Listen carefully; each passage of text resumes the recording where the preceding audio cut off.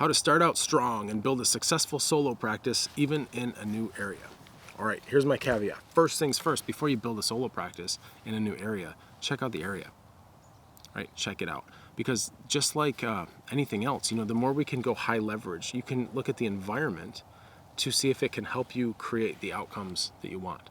What I mean by that is, and this isn't, it's not the end of the world here, but just think about starting to practice in a small city that has an acupuncture school in it for the last 20 years, that's full of grads that never left the city, right? There's pros and cons to that for sure.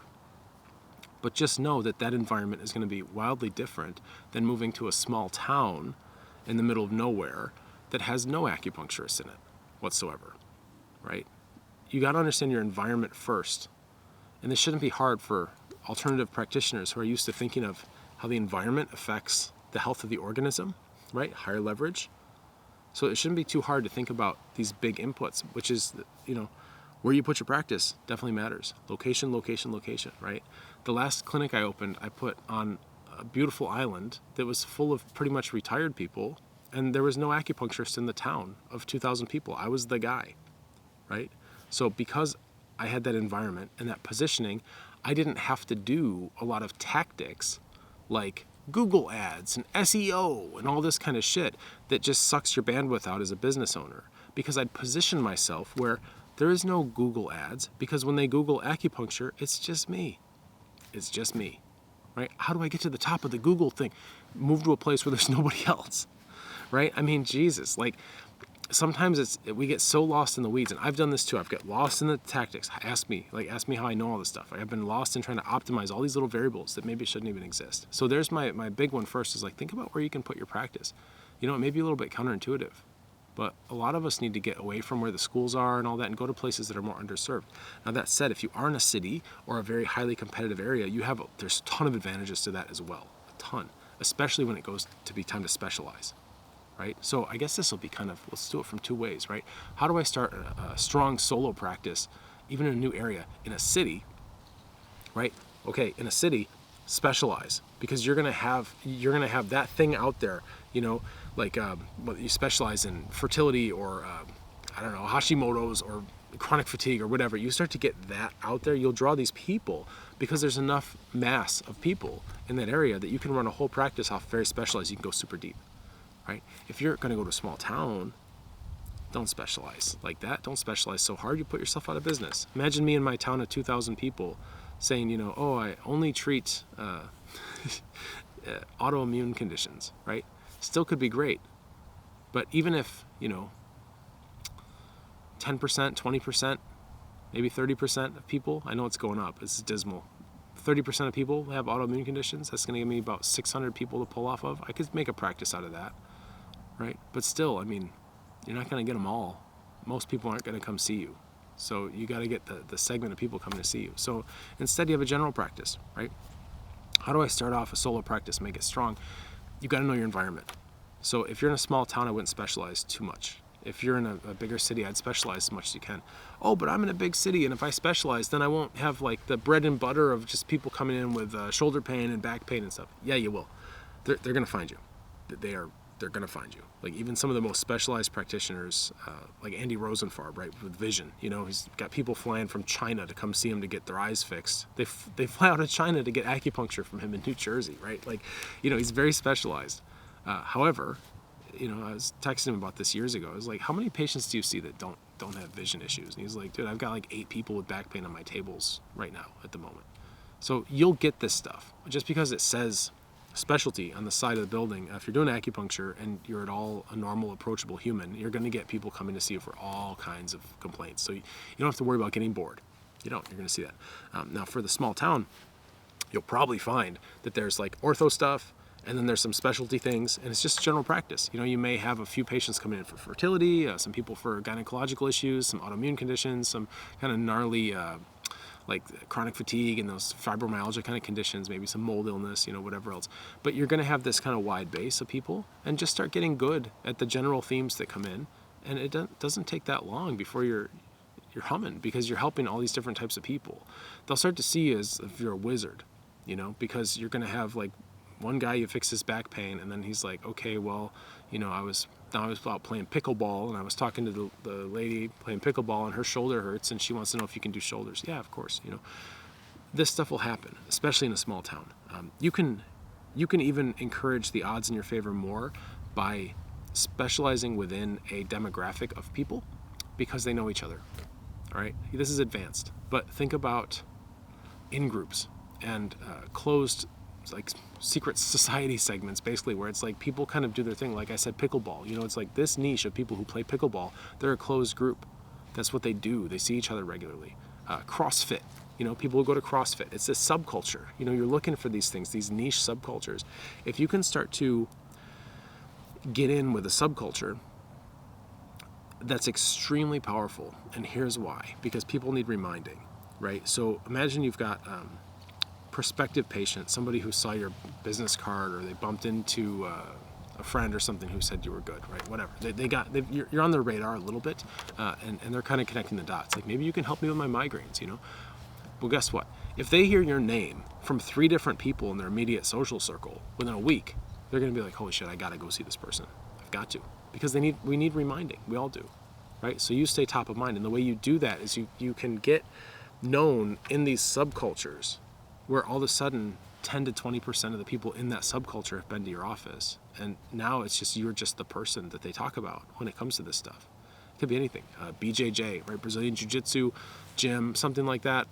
Even different kinds of churches, a lot of the alternative churches, Universalist, Unitarian, I think it's called. I forget the name of that one. But like these different organizations, you can get into those organizations by being helpful to some of the members, right? So like for me, one of them was the open water swimmers when I lived on Whidbey Island.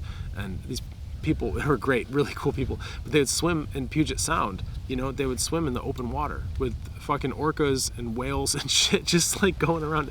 And they're really interesting folks, But it's like one swimmer after another. All of a sudden, after you've got 2 or 3 have come in to see you for their shoulder because they can't reach so much, or their low back is hurting, or they've got like a piriformis syndrome kind of thing going on from all the kicking and all this stuff. You start to help these people, and next thing you know, you're inundated with swimmer, and you get to know this group really well. And like I said, they're lovely people. I got a kick out of all of them. But that's what happens. Your name will get around in a subculture. So that's kind of like, it's fractal, right? It's like there's a small town or whatever, a city, whatever, this group of people. Then there's these subgroups within that. You want to go into the tightest thing you can. And a lot of times it is organized by interest, not by problem, right? So people interested in swimming or rock climbing or doing CrossFit or whatever. Doesn't matter, you find those types of people. You can find them by industry too, some people are doing really, really well with practices out in like Wyoming and Montana and places like that, and they treat ranchers, because it's like these people running ranches, they're doing a ton of physical work. They get paid a lot of times big cash windfalls whenever they have like a harvest, or they sell a bunch of cows or a bunch of hay or whatever. So they kind of manage their money in like bigger chunks, and they get shit handled. Like this is a generalization that I found, but they tend to get shit handled, right? So they want to take care of themselves. They want to have this be able to have career longevity, these kinds of things. So you can help somebody like that. That's counterintuitive. Because you go to acupuncture school and you think, oh man, when I get out, I should go market myself at a yoga studio, because people into yoga, they're into acupuncture, like wellness, right? No, dude, go to like the ranchers and things like that. People that are doing things with their body that aren't the stereotype you'd think of as somebody who gets acupuncture. There's a whole world of people you can help like that. But guess what? These ranchers, they all know each other. So as soon as one guy's shoulder, he can throw bales of hay again, and his neighbor who's helping him do the hay, because they, a lot of times they'll collaborate or whatever, the neighbor's talking to him, oh, your shoulder's better. Yeah, I went to see the acupuncturist in town. Couldn't believe it. I never tried it before. My daughter told me to try it. It's fucking nuts. It worked. Guess what? Bing, bing, bing. Now all the ranchers know your name. So you want to start to think about subcultures, okay? Subcultures in your area, whatever that area may be. Now the next piece is we need to get outside the box of the 4 walls of your clinic, right? How do I have a strong solo practice? Yes, right? You need to learn how to do this stuff. You got to learn the basic skills of market research, attraction, marketing, all this stuff. You've got to learn this stuff. That's why it's in the program. We got a whole brick and mortar magic section. I'll take you through it. I'll show you all the stuff that's worked for me, even some stuff that hasn't but might work for you. You know, we can talk about all these kinds of things. It's important to do these things without getting overwhelmed. You got to know how to have prognosis, whether you're selling packages or not, being able to make a treatment plan, being able to explain things to people in a way they can understand, your communication style, your communication skills, all that stuff goes into forming the relationship you have with the person, which is one of the most valuable things you will ever have, is the relationship with the person, right? You nurture that, you take care of that. And there are ways to get better at that. People don't want you to be weak. You know, I mean, I know it's going to sound horrible, but what do you expect from me at this point? Like, people want you to be a leader. They want you to have a straight spine and be able to hold space for them without, like, getting triggered and projecting all your own stuff all over them. You know, we need to be able to stand up and do that. And part of that ability comes from our skills. So if I don't know how to articulate something, how to talk about something, to explain something, if I don't know what I'm selling, if I don't know the results I'm expecting for the patient, all those things erode the confidence, and it prevents us from, it does this, you know? And so that when they see you, they perceive that weakness. Now that doesn't mean fake it, you know, do all that shit. It means work on your skills, get your skills sorted out, and just know you're gonna burn a few pancakes. You know, you're gonna have patients come in and it's like, man, I don't know what it is. I just really missed the mark with them. Great, let's troubleshoot it. It's probably in the program, the language you could have used, or something you didn't understand about the physiology or how to do clinical clarity with somebody or whatever. You'll get better. You will get better. That's how we get better. But we can speed that up through intentional learning. That's part of why I created this whole ecosystem. So all these things are good. You need all these skills. But the next thing I would say is let's think outside the four walls of the clinic and go, okay, what happens if I start working online as well? Some of the stuff that I've found is that even starting a clinic from scratch, it's not linear, which means you can't push twice as hard at the world and expect it to give you back twice as much results. What I mean by that, like push against the world, is like, okay, I want to do marketing, you know, I got to get some new patients for my clinic. Okay, great. Well, you know, you can go give a talk or something like that. There's a lot of things you can do. One of them maybe like networking groups. This is a really good strategy, actually, if you're not doing networking groups. There's BNI or similar things in different regions. You know, you can join these networking groups for business people. Fantastic. I recommend it. I've done it. I liked it a lot, especially when I was building up a new practice.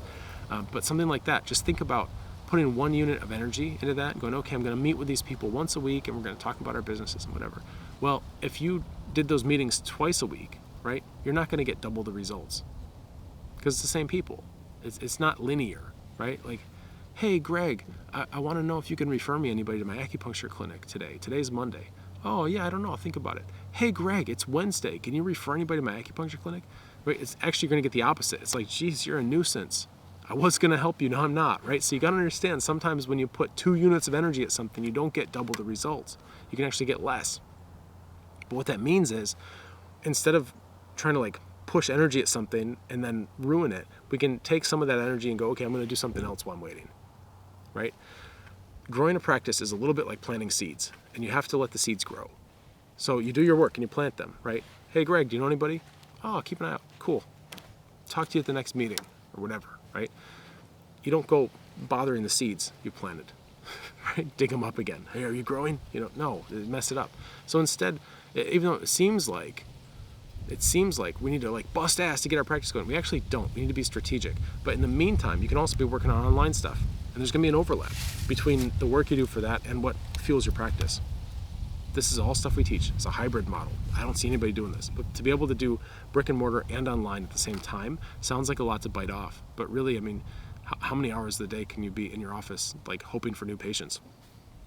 You know, you have extra time that's working. You might as well make it productive, where you're creating educational resources and things like that will help your brick and mortar practice. And because you're strategic and you set it up from the first place the right way, you can leverage those online as well.